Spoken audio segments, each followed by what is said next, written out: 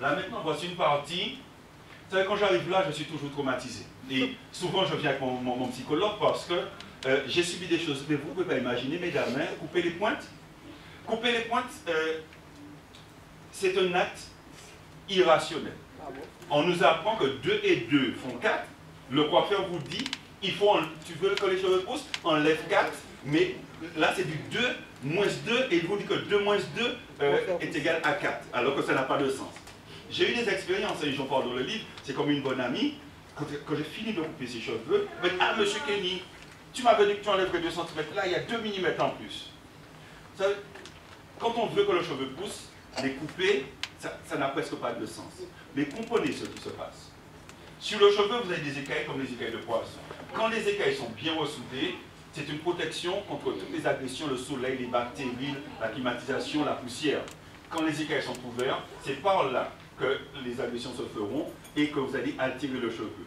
Des pointes fourchues restent en continu ainsi avec les pointes complètement ouvertes. Si vous ne coupez pas cette partie-là, imaginez une gangrène. Vous avez une gangrène dans 2 phalanges du doigt et vous dites, ah non docteur, je suis trop mignonne, en selle on va tirer les deux, hein.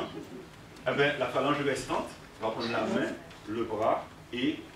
Mais c'est la même chose. J'ai rencontré des...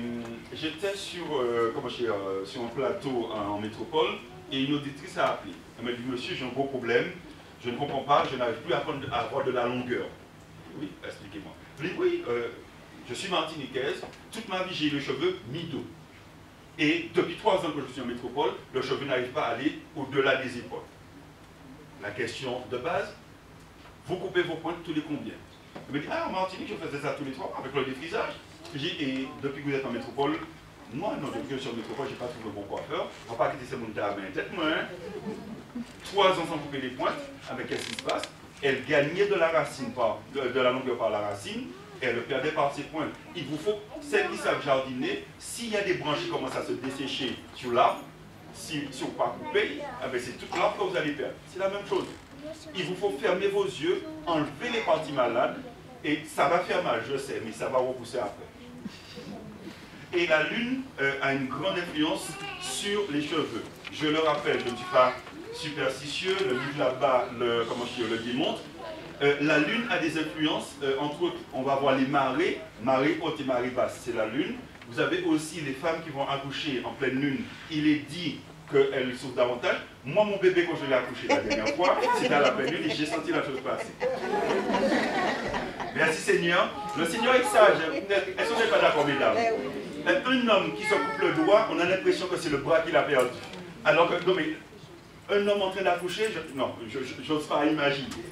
Donc, la lune a une influence et à voir bien, par exemple, les bons jardiniers le savent. La pleine lune, c'est pour l'épaisseur. Avant tout, il y a une semaine lunaire, vous avez le jour de la lune, vous avez 3 jours qui commencent 3 jours avant et qui se terminent 3 jours après, ce qui fait 7 jours de lune. Si vous voulez de l'épaisseur, c'est à la pleine lune.